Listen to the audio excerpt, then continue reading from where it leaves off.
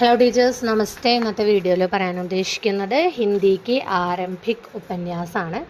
ആദ്യം വായിക്കുന്നത് പ്രകാശൻ വർഷ്, രണ്ടാമത് വായിക്കുന്നത് ഉപന്യാസം, മൂന്നാമത് വായിക്കുന്നത് ഉപന്യാസക്കാർ. ഓക്കെ, നോക്കാം. 1801 ഉദയ്ബാൻ ചരിത്, അതിന് മറ്റൊരു പേരിൽ അറിയപ്പെടുന്നുണ്ട് റാണി കേതകി കി കഹാനി. കേട്ടറ്റ്, JLT പോലുള്ള പല എക്സാമിനും ചോദിക്കാറുണ്ട്. അതിൻ്റെ റൈറ്റർ ഇൻഷാ അല്ലാ ഖാനാണ്. അതിനുശേഷം 1802 പ്രേം സാഗർ, ലല്ലു ലാൽജിയുടെ പ്രേം സാഗറാണ്. പിന്നെ 1803 നാസികെ തോബാക്യാൻ, ചന്ദ്രാവതി കഥ എന്നറിയപ്പെടുന്നുണ്ട്. സദൽ മിശ്ര എഴുതിയ നാസികെ തോബാക്യാനാണ്. അടുത്തത് 1810 മാധവ് വിലാസ്, ലല്ലൂജി ലാലാണ്. അടുത്തത് 1859 നൽ പ്രസംഗ്, ദാവൂജി അഗ്നിഹോത്രിയുടെ നൽ പ്രസംഗ്. അതിനുശേഷം 1870 ദേവറാണി ജേട്ടാണി കി കഹാനി. നമുക്ക് കഹാനി വരുമ്പോൾ കഹാനിയാണെന്ന് കരുതരുത്, ഉപന്യാസമാണ്. പണ്ഡിത് ഗൗരി ദത്താണ് അതിൻ്റെ റൈറ്റർ. ദേവറാണി ജേട്ടാനി കി കഹാനി, റൈറ്റർ ഗൗരി ദത്താണ്. അതിനുശേഷം 1871 മനോഹർ ഉപന്യാസ്, സദാനന്ദ് ശംഭുനാഥ് മിശ്രാണ് എഴുതിയത്. അതിനുശേഷം 1872 വാമ ശിക്ഷക്, പണ്ഡിത് ഗൗരി ദത്ത് തന്നെയാണ്.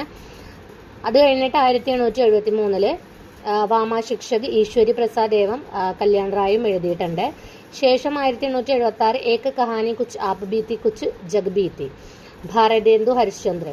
ഇതും നമുക്ക് വായിക്കുമ്പോൾ ചിലപ്പോൾ നമുക്കതെന്താണ് വേറെ നിബന്ധമായിട്ടൊക്കെ തോന്നാം. ഉപന്യാസമാണ് വരുന്നത്. പല എക്സാമിനും ചോദിച്ചിട്ടുണ്ട്. കുച്ച് ആപ് ബീത്തി കുച്ച് ജഗ് ബീത്തി എന്താണ്? ഭാരതേന്ദു ഹരിശ്ചന്ദ്ര എഴുതിയ ഉപന്യാസമാണ്. 1876 തന്നെ കിസ്സ മൃഗാവതി, യാമിനി ഭാൻ എഴുതിയ കിസ്സ മൃഗാവതി. അതിനുശേഷം 1877 തന്നെ ഭാഗ്യവതി, ശ്രദ്ധാറാം ഫുല്ലൗരി എഴുതിയ ഭാഗ്യവതി.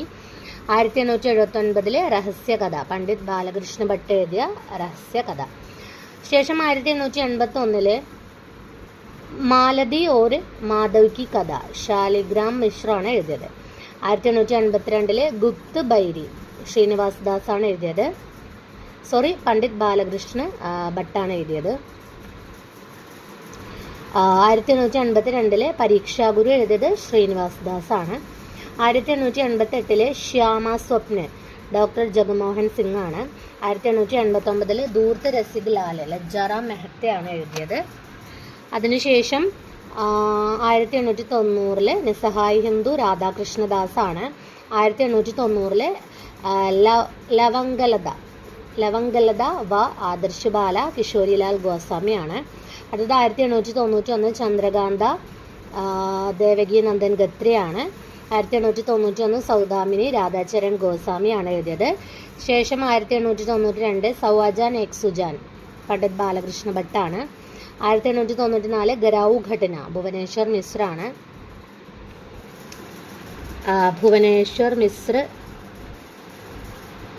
ശേഷം 1899 ടേട്ട് ഹിന്ദി കാ ടാട്ട്, അയോധ്യ സിംഗ് ഉപാധ്യായ് അരിഹൗദാണ്. അപ്പോൾ ഇത് ഹിന്ദിയിലെ ആരംഭിക് ഉപന്യാസങ്ങളാണ്. അപ്പോൾ ഇതെല്ലാവരും എന്ത് ചെയ്യുക, നന്നായിട്ട് നോക്കുക. ധന്യവാദ്.